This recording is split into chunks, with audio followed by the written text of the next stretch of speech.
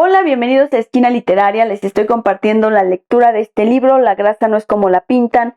Estamos en el capítulo número 5. Hoy vamos a leer el tema Se inclinan en contra de la carne. Espero que les guste. El desdén que sentía Mottern por la causa del ganado reflejaba una inclinación en contra de la carne roja que ya era fuerte para finales de la década de 1970, cuando estaba escribiendo su informe. Esta visión de la carne roja como impura y no saludable está ahora también incorporada a nuestras creencias, que es difícil imaginarlo de otro modo, pero los lectores de este libro ahora estarán conscientes de que una dosis de escepticismo ante las creencias populares siempre es merecida.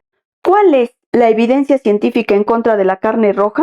Es importante responder a la pregunta de qué información puede estar apuntalando las declaraciones de salud en contra de la carne, especialmente cuando el ritmo de las, al parecer, malas noticias sobre la carne roja parecen intensificarse cada año. En las décadas de 1950 y 1960, Ansel Keys y sus colegas no señalaron la carne roja como peor que cualquier otro alimento alto en grasa saturada y colesterol.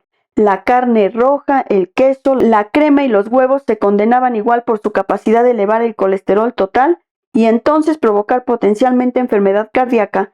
La carne roja, sin embargo, siempre ha tenido un lugar de desconfianza en la cultura occidental. Se ha asociado con codicia, así como con incitar la sensualidad y la virilidad, que se consideran generalmente como impedimentos para una vida espiritual. Y matar animales por su carne propone un dilema ético. Mas en lo que respecta a animales grandes como las vacas, tal vez porque nos parecen más sensibles que las aves como los pollos. Estos escrúpulos morales han aumentado durante el último siglo, encendidos por las prácticas especialmente inhumanas y corruptas de la producción industrializada de carne. También, conforme los estadounidenses se dieron cuenta de la pobreza mundial y las presiones poblacionales, la carne roja empezó a verse como un desperdicio. El emblemático libro de 1971, Diet for a Small Planet, de Frances Moore Lappe, planteaba el caso de que el ganado criado para satisfacer la lujuria de los estadounidenses por la carne representaba un desperdicio monumental de proteína que podía en cambio alimentar a la gente malnutrida de los países pobres. Comer carne de res es particularmente ineficiente, escribió, dado que el ganado consume 10 kilos de verduras para producir medio kilo de carne. Estos y otros argumentos en contra de comer carne roja encajaban con la recomendación de Ansel Keys sobre dejar de comer grasa saturada y hacían parecer a esta dieta recomendada mucho más intuitiva para una nación de consumidores responsables. El resultado ha sido que desde la década de 1970 se estableció una inclinación contra la carne roja, incluso en la comunidad de investigadores científicos, y esta parcialidad puede verse en la forma en que se hacen e interpretan los experimentos. Uno de los ejemplos más escuetos del prejuicio en el campo es el estudio más famoso de vegetarianos que se ha hecho, donde se involucra a 34,000 hombres y mujeres adventistas del séptimo día, a los que siguieron investigadores a lo largo de las décadas de 1960 y 1970. La Iglesia Adventista del séptimo día prescribe una dieta vegetariana que permite huevos y lácteos, pero poca carne o pescado. Y en 1978, investigadores informaron que los hombres adventistas del séptimo día en esta dieta tenían índices bajos de todas las clases de cáncer, excepto cáncer de próstata, el cual era más elevado que los hombres no adventistas, así como menos muertes por enfermedad cardíaca. Las mujeres, en cambio, no vieron ningún beneficio, pero sí hubo un aumento del riesgo de cáncer de endometrio, en uno de los múltiples ejemplos de un resultado coronario sobre las mujeres que no se publicitan. Este estudio se cita ampliamente como la evidencia base de que una dieta vegetariana es superior a una con carne. Sin embargo, nuevamente es fácil ver muchos problemas con el estudio que vuelven los hallazgos menos confiables. Por ejemplo, un grupo de los sujetos adventistas del séptimo día se comparó con un grupo de controles que vivía del otro lado del país, en Connecticut, donde factores medioambientales no podían considerarse similares. De hecho, la mortandad coronaria era 38% más alta en la costa este que en la oeste, y esta variación sola pudo haber explicado los índices distintos de enfermedad cardíaca que observaron. Lo más importante, sin embargo, fue el hecho de que los hombres adventistas, al seguir las enseñanzas vegetarianas de la Iglesia, también pudieron estar siguiendo otros consejos adventistas del séptimo día, Probablemente también evitarían fumar y participaban en la comunidad social y religiosa de la iglesia. También se sabía que tenían mejor educación que el grupo de controles. Todas estas variables se asocian con una mejor salud y por tanto hacen imposible decir cuánto afecta a los resultados la dieta sola. Aún más, la dieta misma se probó solo una vez en 20 años, lo que crea una distorsión porque la gente que participa tiende a estar más sana que los que no pueden o no participan. Incluso el director del estudio reconoció estos problemas. Finalmente, una parcialidad deslumbrante no mencionada en ninguno de los informes del estudio es que la Universidad Loma Linda, hogar del estudio de los adventistas del séptimo día, es una institución regida por y para adventistas del séptimo día. El estudio de los adventistas del séptimo día, a pesar de sus obvias fallas, fue una de las piezas fundacionales de evidencia utilizadas como prueba de la creencia de que la carne roja no es saludable.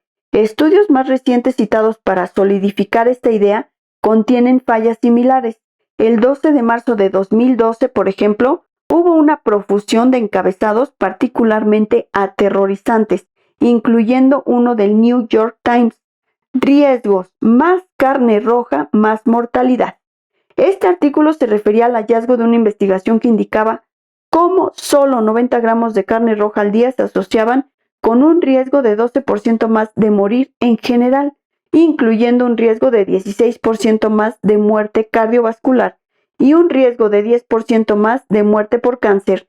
El anuncio del estudio resonó por el mundo, con reportajes en los noticieros de virtualmente cada país. La información de este informe vino del llamado Segundo Estudio de Salud de Enfermeras, el cual ha seguido a más de 116,000 enfermeras durante más de 20 años y está entre los estudios epidemiológicos más grandes y más largos que se hayan hecho. Para el análisis de la carne roja, los investigadores de la Escuela de Salud Pública de Harvard, quienes dirigen el estudio, combinaron la información de las enfermeras con una información similar, más pequeña, sobre médicos hombres de otro estudio epidemiológico que supervisan.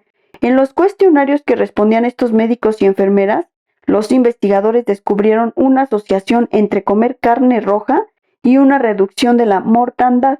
Sin embargo, una asociación, como sabemos, puede ser meramente coincidente, no demuestra causa y efecto, y esta asociación resultó ser minúscula. Las cifras reales, subrayando el hallazgo de 12%, los porcentajes muchas veces se ven más dramáticos cuando se calculan a partir de cifras más pequeñas.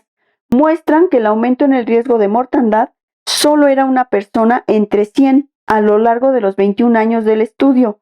Aún más, el riesgo no se elevó a la par con el consumo de carne, lo que significa que comer una cierta cantidad más de carne roja no se traduce tranquilamente como una cierta cantidad de riesgo más, lo que es esa relación de dosis-respuesta que los epidemiólogos consideran crucial para establecer la confiabilidad de una asociación. De hecho, el riesgo asociado con comer carne roja en el estudio de Harvard se redujo regularmente conforme creció el consumo de carne y luego solo empeoró en el grupo de los mayores consumidores de carne, un hallazgo extraño que sugería que quizá no hubiera sido una asociación real después de todo. ¿Pero qué pasó con el grupo de mayores consumidores de carne? ¿No podía verse como una lección? Muchos otros estudios observacionales han mostrado una asociación entre comer una gran cantidad de carne roja y resultados negativos para la salud. Posiblemente un alto consumo de carne roja dispara un efecto que solo se ve en un umbral muy alto, o lo que es más probable, quizá este efecto se ve porque la gente que consume mucha carne roja hoy está viviendo estilos de vida menos saludables, en general por razones que no tienen nada que ver con la carne. Al elegir comer mucha carne roja, la mayoría de estas personas ha ignorado consistentemente el principal consejo dietético de médicos, enfermeras y funcionarios de salud durante décadas. Es muy probable entonces que estas personas no prioricen su salud de otras maneras. Probablemente no visitan a sus médicos con regularidad, no toman medicamentos, no hacen ejercicio con frecuencia, no asisten a eventos culturales o no se involucran de forma significativa en sus comunidades. Todos factores que han demostrado estar asociados con una buena salud. Por tanto, no es de sorprenderse que en el estudio de Harvard los principales consumidores de carne también fueran los menos activos físicamente, los más obesos y los fumadores más probables. De la misma manera, También es cierto que la gente que ha estado comiendo muchas frutas y verduras durante las últimas décadas es más sana de formas que no tienen nada que ver con la dieta. Los investigadores consideran desde hace mucho que gente que hace un esfuerzo consciente para seguir las órdenes de su médico, ya sea tomar una pastilla o hacer más ejercicio regularmente, es más sana que la gente que no. Este efecto, llamado el efecto de complacencia o adherencia, se descubrió durante el proyecto de medicamentos coronarios en la década de 1970, cuando los investigadores descubrieron que los hombres que tomaban más fielmente su medicamento de intervención reducían su riesgo de enfermedad cardíaca a la mitad, pero sorprendentemente los hombres que tomaban el placebo más fielmente también redujeron su riesgo a la mitad. El valor objetivo de la intervención importó menos que la voluntad de seguir las órdenes del médico. Resulta que la gente que sigue consejos responsablemente es de cierta manera diferente de la que no. Tal vez se cuidan más en general, tal vez son más ricos, pero por la razón que sea, las estadísticas generalmente concuerdan en que este efecto de complacencia es muy amplio.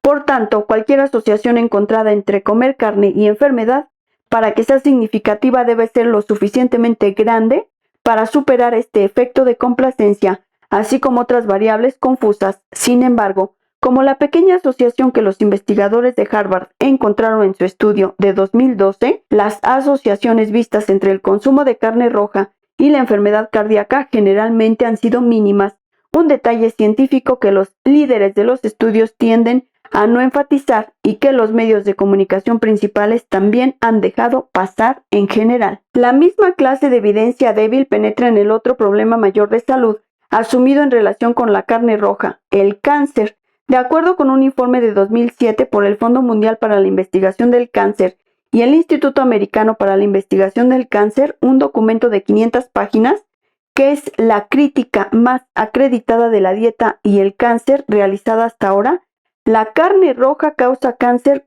colorectal. Sin embargo, nuevamente la diferencia registrada entre quienes comen más carne roja y quienes comen menos era minúscula, solo 1,29.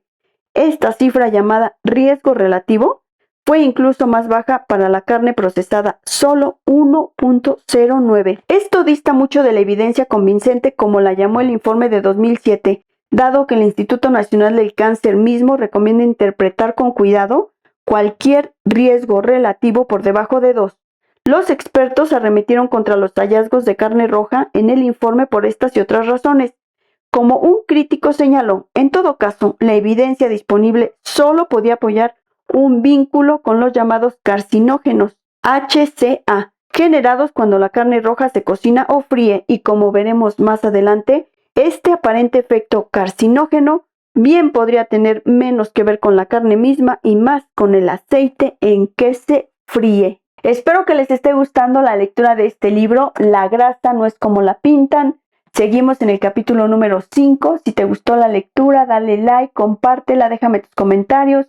Muchas gracias por escucharme y los espero para continuar con esta lectura.